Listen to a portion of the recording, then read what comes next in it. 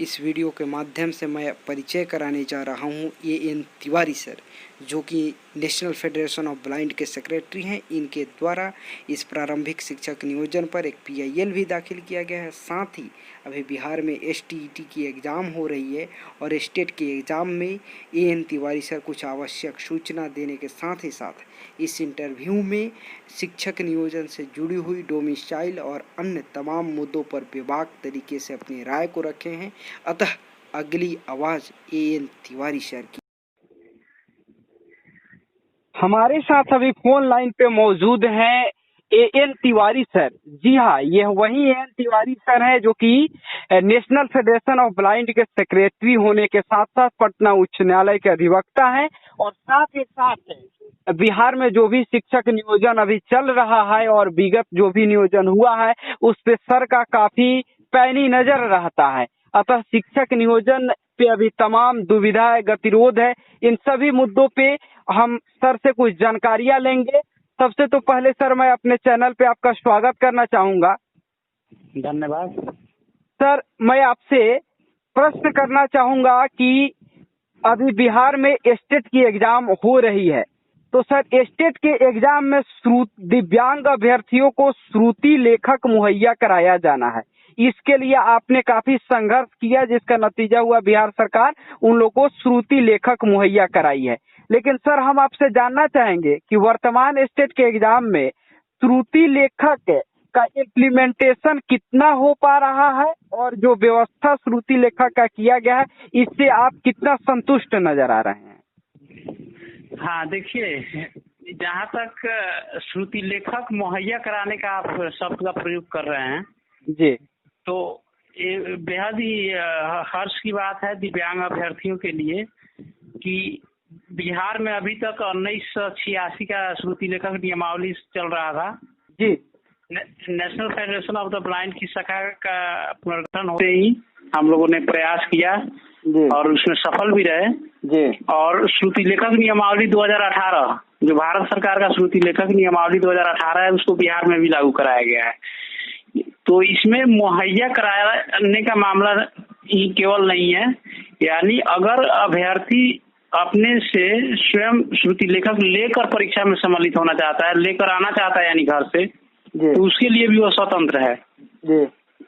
वो श्रुति लेखक अपने दोस्त को या आसपास के किसी को भी बनाकर लेकर आ सकता है। बस उसमें देखना ये है कि उसकी योग्यता से, यानी कैंडिडेट की योग्यता जो होगा उससे 1 स्टेप बिलो श्रुति लेखक लेकर आना है जी। और श्रुति लेखक का फोटो जी और एक ID proof, valid ID proof होना चाहिए जी। और वैसे दिव्यांग जिनके की एक हाथ अफेक्टेड है उनको एनेक्सर 1 का फॉर्म भी CMO कार्यालय से सिग्नेचर करा के लाना है ताकि और ब्लाइंडनेस और मल्टी सेब्रल बोथ हार्म, ये 3 ऐसा कैटेगरी है, यानी दिव्यांगता में 2 कैटेगरी में 2 ग्रुप में बांटा गया है जी। तो मल्टी सेब्रल और ब्लाइंडनेस और बोथ हार्म, यानी जिनका दोनों हाथ अफेक्टेड है, इन लोगों को एनेक्सर 1 को CMO ऑफिस से सिग्नेचर नहीं करना है। उनको जो मेडिकल सर्टिफिकेट है पहले से बना हुआ है उसको लेके आ जाएंगे। बाकी जो लोग हाथ 1 हैंड से अफेक्टेड है या किसी तरह और बीमारी से ग्रसित है तो उनको अपना एनेक्सर 1 का CMO से सिग्नेचर करा के लाना है। और इम्प्लीमेंटेशन का जहाँ तक मामला है तो शायद 9 तारीख को भाषा का जिस दिन परीक्षा था तो कुछ सीट पुट सेंटर से समस्याएं आई थी और उसके लिए निःशक्त आयुक्त महोदय ने संज्ञान भी लिया है और हमने भी परीक्षा नियंत्रक अरुण सर से बात की है जो STET के परीक्षा नियंत्रक हैं और उन्होंने आश्वासन दिया है कि आइंदा इस तरह की समस्याएं नहीं आएगी, इम्प्लीमेंट कर लिया जाएगा। तो लगभग हम संतुष्ट हैं, संघ भी संतुष्ट है हमारा।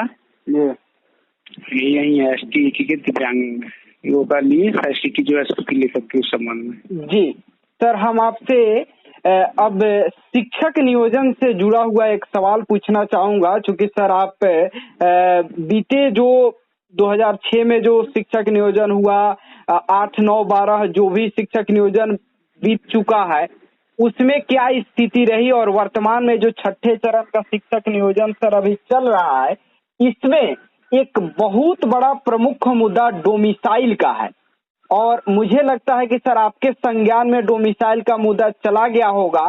सर हम आपसे प्रश्न करना चाहेंगे कि वर्तमान छठे चरण की प्रारंभिक शिक्षक नियोजन में डोमिसाइल लागू नहीं करना बिहार के अभ्यर्थियों के साथ कितना बड़ा अन्याय है?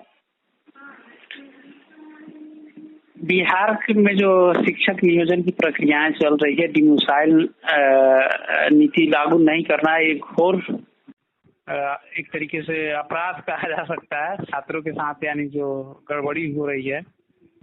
क्योंकि हमारे नेतृत्व को भी चाहिए, यानी राज्य सरकार की जो नेतृत्व है उसे भी चाहिए कि डोमिसाइल पे चिंतन मनन करे, नहीं कि जो हमारे छात्र हैं सीटीटी दिसंबर के या जुलाई के, इनको या बीटेट के बिहार बोर्ड जो 2017 में लिया था, इनको अलग अलग ग्रुप में बांटकर NIOS का एक ग्रुप बनाकर और इन लोगों को आपस में लड़ाने की जगह पे सरकार को डोमिसाइल नीति पे मंथन करनी चाहिए और छात्रों को भी इसके लिए आगे बढ़ने की आवश्यकता है, इसके लिए आंदोलन करने की आवश्यकता है, इसकी डिमांड रखने की आवश्यकता है।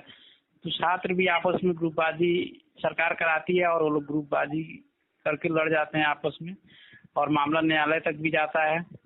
ये कहीं ना कहीं बिहार के लिए और बिहार के युवाओं के लिए दुर्भाग्यपूर्ण है और सरकार से मेरा अनुरोध है, सुझाव है कि डोमिसाइल नीति पे अपने युवाओं को रोजगार देने के उद्देश्य से कुछ सोचे, कुछ इस पे गहन मंथन करे, क्योंकि बिहार एक ऐसा राज्य है जिसके युवा ऑलरेडी दूसरे राज्य में रोजगार के लिए भटकते हैं। तो इस समस्या का समाधान राज्य सरकार चाहे तो इसको कर सकती है। जी सर वर्तमान में नियोजन सेवा शर्त नियमावली की घोषणा हुई, उसमें ये बतलाया गया कि अब बिहार में जो भी शिक्षक नियोजन होगा उसमें डोमिसाइल लागू होगा, लेकिन सर आगे क्या होगा भविष्य में उसकी चिंताएं मैं नहीं करना चाहूंगा और अभ्यर्थी भी नहीं करना चाहेंगे।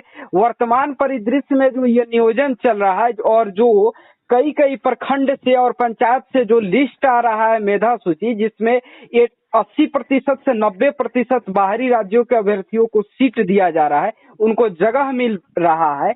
मैं ये नहीं कह रहा हूँ कि उन अभ्यर्थियों को बाहर कर दिया जाए, लेकिन मैं सर ये जानना चाहूंगा कि सर सरकार को ऐसा क्या करना चाहिए जिससे इसी नियोजन में बिहार के अभ्यर्थियों का ज्यादा से ज्यादा भागीदारी सुनिश्चित हो, क्योंकि यह पंचायती राज अधिनियम के अंतर्गत बहाली हो रहा है।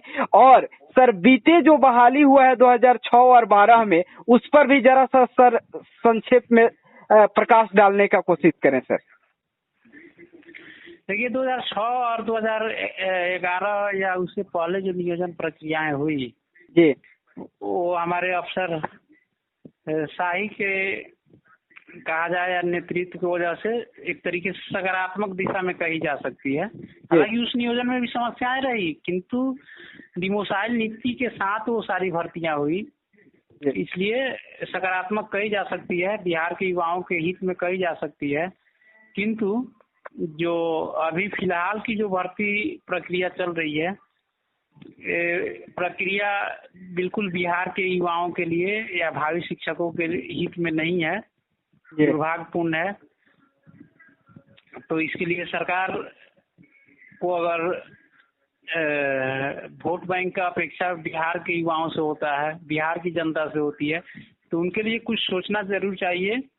और सरकार चाहे, अफसरशाही चाहे तो निश्चित तौर पे इस पे कुछ सोचकर विशेष तरीके से विशेष नतीजा निकाला जा सकता है। सर आपसे एक और मैं प्रश्न करना चाहूंगा कि विभिन्न मांगों को लेकर के सभी अभ्यर्थी अब हाईकोर्ट गए हैं, न्यायालय में गुहार किए हैं, जिस वजह से नियोजन की जो प्रक्रिया है काफी धीमी है और कहीं ना कहीं सरकार केस के मैटर पे काफी लचीला होता नजर आता है, फास्ट है, कार्रवाई भी नहीं कर पाता है। इसको लेकर के सर आप क्या सुझाव देना चाहेंगे ताकि सरकार न्यायालय के कार्यों में कैसे त्वरित सहयोग करे ताकि जल्द से जल्द सभी मामलों का निपटारा किया जा सके?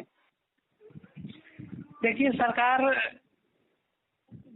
त्वरित सहयोग करने की समस्या ही उत्पन्न क्यों करती है? सबसे बड़ी प्रश्न चिन्ह तो ये है। यानी ये जो सारी वैकेंसियां जो होती है, रेलवे हो, IBPS का हो, SSC का हो, ये सारी वैकेंसियों में तो जल्दी न्यायालय की आवश्यकता पड़ती ही नहीं। तो सरकार इस उल्टा सीधा नोटिफिकेशन या बीच में नोटिफिकेशन जब जारी हो जाता है उसके बाद बीच में DLED और BEd की प्राथमिकता जैसी जो पत्राचार करती है, तो कहीं ना कहीं सरकार जानबूझकर ये समस्या उत्पन्न करती है।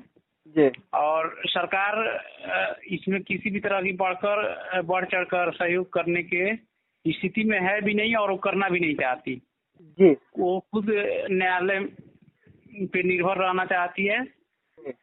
न्यायालय जो कह देगा वो हो जाएगा और न्यायालय के ऊपर सब कुछ दारोमदार फेंक दिया जाता है सरकार के द्वारा। तो ये समस्या कहीं ना कहीं सरकार के द्वारा या अफसरशाही के द्वारा ही उत्पन्न किया जाता है।